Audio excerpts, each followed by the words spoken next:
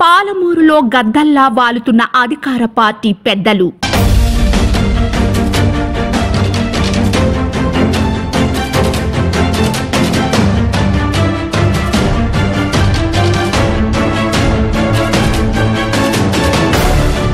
నాడు నీతులు, నేడు అదే దారులు, అడ్డదారుల్లో సంపాదనకు సిద్ధమైన నేతలు.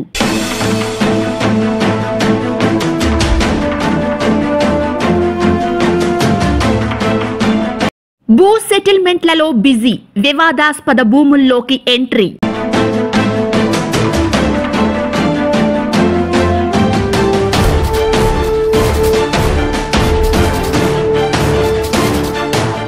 అధికారంలో ఉన్నప్పుడు ఓ మాట, అధికారంలో లేకపోతే మరో మాట మాట్లాడడం రాజకీయ నాయకులకు సర్వసాధారణం. ఈ విషయం మరోసారి బట్టబయలైంది.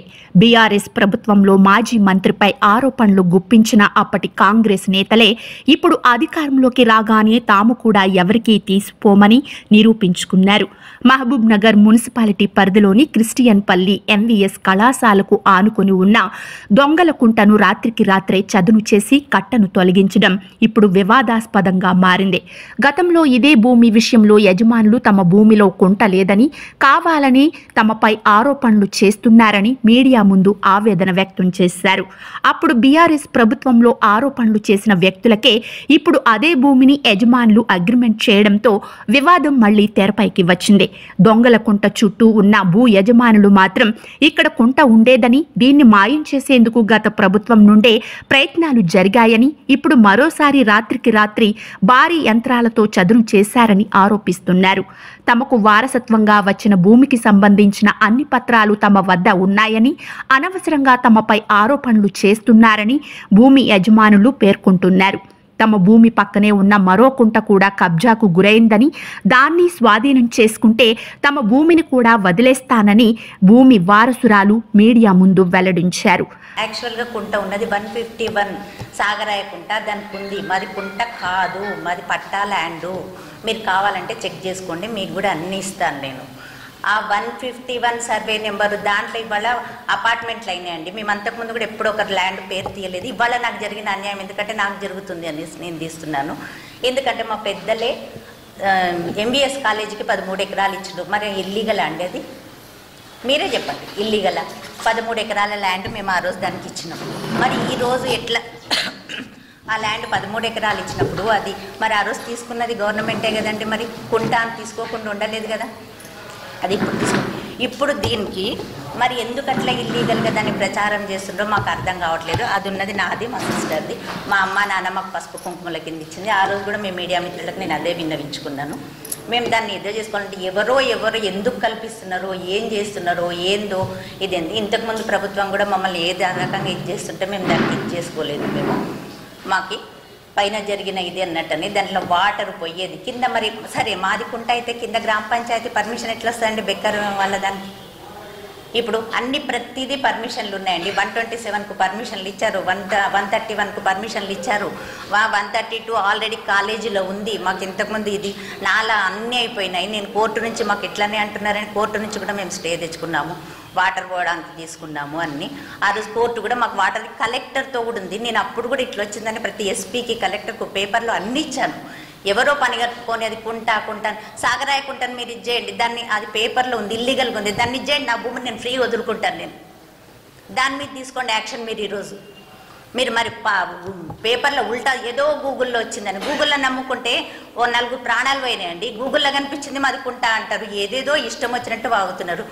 అది మాది ఉన్నది, మా పూర్వీకుల ఆస్తి. అది మాకు ప్రతి దానికి సర్వే నెంబర్లకు మాకు పర్మిషన్లు ఉన్నాయి. ఒక సర్వే నెంబర్ ఇచ్చి మా దానికి వచ్చే వరకు దానికి ఎందుకు రాజకీయం పునుగుతుండడం మాకు అర్థం కావట్లేదు. రాజకీయ ఆరోపణలు ఎలా ఉంటే దొంగలకుంట విషయంపై గతంలో భూ యజమానులకు ఇరిగేషన్ శాఖ నోటీసులు కూడా జారీ చేయడం గమనార్హం. గూగుల్ మ్యాప్లో కూడా దొంగలకుంట ఉన్నట్టు చూపించడం, భూ యజమానులు మాత్రం తమ భూమిలో కుంట అసలు లేనే లేదని కావాలని రాజకీయాలు చేస్తున్నారని పేర్కొనడం వివాదానికి కారణమైంది. ఈ విషయంలో అసలు ట్విస్ట్ ఏంటంటే గతంలో ఇదే భూమి విషయంపై మాజీ మంత్రి తమ్ముడిపై బురద చల్లిన వ్యక్తులే ఇప్పుడు అగ్రిమెంట్ చేసుకుని వెంచర్లుగా మార్చేందుకు ప్రయత్నించడం పట్ల స్థానికులు విస్మయం వ్యక్తం చేస్తున్నారు. అర్ధరాత్రి హిటాచీ వాహనాలతో కుంట కట్టను తొలగిస్తున్న క్రమంలో స్థానికులు పోలీసులకు సమాచారం ఇవ్వడంతో అక్కడికి వచ్చిన పోలీసు అధికారులు అర్ధరాత్రి పనులు చేస్తున్న వ్యక్తులకే మద్దతు తెలపడం కొసమెరుపు. మళ్ళీ మాది కుంట కట్ట మా పొలంలో ఉంది, మా 30 ఎకరాల పొలంలో ఉంది. మేము వేసుకున్నాం, మా పెద్దలు వేసిండ్రు. అది మేము కంటిన్యూగా వ్యవసాయం చేసుకున్నాము. అది ఇప్పుడు వ్యవసాయం బంద్ అయింది, నీళ్ళు బంద్ అయ్యి మురికి నీళ్ళకి ఒక కాలువ పెట్టినాము, మా వర్షం నీళ్ళకి అది అట్లే పెట్టినాము. ఆ కట్ట కాదు ఎవరిదో అని వాళ్ళు మా దాంట్లో ఉందని వాళ్ళు వచ్చిండ్రు. మరి మేము ఏం చేయాలి? మేము ఇప్పుడు అది కాదు అంటే మేము ఇక్కడ పోదుము. కుంట కట్ట నా తెల్లాళ్ళు వచ్చి కూలగొట్టిండ్రు. అది పద్ధతి నా తెల్లాళ్ళు వచ్చి కూలగొట్టేది. పోలీసు వాళ్ళని తీసుకొచ్చిండ్రు, వాళ్ళు మమ్మల్ని బెదిరించిండ్రు. మీరు రావద్దని మమ్మల్ని పక్కకు పోమన్నారు. మేము పక్కకు పోయినాము. ఇంకా ఏమో చెప్పలేము. ఆ రాత్రి పోలీసు వాళ్ళు ఏం చేస్తారు ఏందని మేము పక్కకు పోయినాము. వాళ్ళు బెదిరించేది అవసరం. ఆ పోలీసు వాళ్ళు మా శాతనైన కాడికి మేము ఏదో ఓరాడుతుంటిమి. మీ పోలీసు బందోబస్తు మీద వచ్చినప్పుడు మాకేంది సార్ అద్దమ్మ రాత్రి ఏం డ్యామేజీ? ఈడ కుంట అలుగు ఒకటి, ఆడ తుమ్కాడ కొంచెము డ్యామేజీ, పెద్ద పెద్ద చెట్లు అన్నీ ఖరాబ్ అయినవి. వేప చెట్లు కొట్టిండ్రు, తుమ్మ చెట్లు కొట్టిండ్రు, చింత చెట్లు కొట్టిండ్రు. నాకు ఇప్పుడు నా కట్ట నాకు కావాలి, మా కట్ట మాకు కావాలి అంతే. మేము కోరుకునేది ఏం లేదు. వాళ్ళ దాంట్లోకి మేము ఏమైనా జరిగినట్టుంటే అది మీరు కూడా న్యాయంగా మాట్లాడండి. మేమేం జరగదు, మా కట్ట ఒక్కటి మాకు కావాలి. నిన్న మొన్న టీవీ న్యూస్లలో అక్కడక్కడంతా చూస్తున్నారు.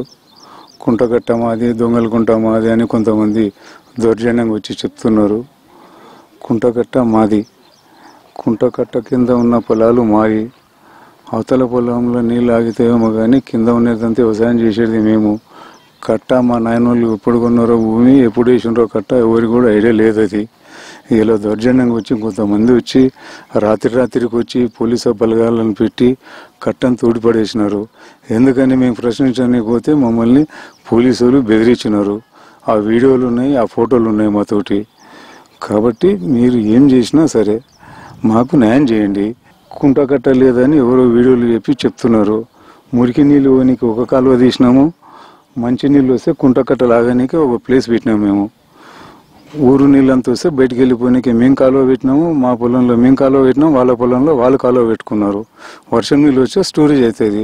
స్టోరేజ్ అయితే మాకు ఇళ్ళకి వెళ్ళి బోర్లని రీఛార్జ్ అవుతుంది. వ్యవసాయం బంద్ చేసినాక అయినా సరే ఈ కాలనీ వాసులకంతా వాటర్ రీఛార్జ్ అవుతుంది అనే ఉద్దేశంతో మేము అలాగనే ఆపుకొని ఉన్నాము.